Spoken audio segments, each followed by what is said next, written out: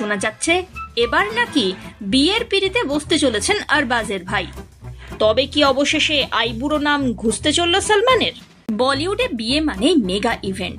কোনো অংশে রাজরাজাদের থেকেও কম যায় না বলি তারকাদের বিয়ের আড়ম্বর।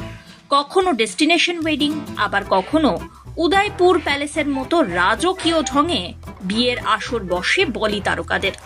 বলিপাড়ার এই নায়কের নামের সামনে থেকে চিরকুমার তকমা যায়নি। এদিকে তার দুই ভাইয়ের জীবন বেশ রঙিন। বলিউড সূত্রে খবর এমনটাই। কথা হচ্ছে সলমান খান এবং তার দুই ভাই আরবাজ এবং সোহেলকে নিয়ে। কিছুদিন হলো দ্বিতীয়বার বিয়ের পিঁড়িতে বসেছেন আরবাজ। আরব সাগরের পারে কানাঘুষো শোনা যাচ্ছে আরবাজের পথই এবারে অনুসরণ করতে চলেছেন অভিনেতার ভাই। শোনা যাচ্ছে এবার নাকি বিয়ের পিঁড়িতে বসতে চলেছেন আরবাজের ভাই।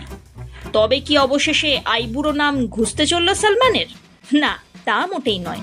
আসল বিষয় হলো দ্বিতীয়বার বিয়ের পিঁড়িতে বসতে চলেছেন সোহেল খান। বছর দুয়েক হলো বিয়ে ভেঙেছে সোহেলের। সীমা সচদেবের সঙ্গে ভিন ধর্মে বিয়ে করেছিলেন তিনি। দীর্ঘ 24 বছরের সংসার ছিল তাঁদের। সোহেল আর সীমার দুই ছেলেও আছে। জানা যায় সোহেলের জীবনে নতুন প্রেমের আগমন ঘটেছিল, আর তাই নাকি দীর্ঘ 2 দশকের সংসার ভেঙে গিয়েছে তাঁদের। 2022 সালে সংসার ভেঙে যায়।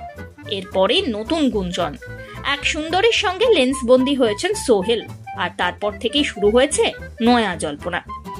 এদিকে দুই ভাই দুবার করে বিয়ে করে ফেলছেন, কিন্তু দাদা সালমান এখনো বিয়েই করতে পারলেন না কেন?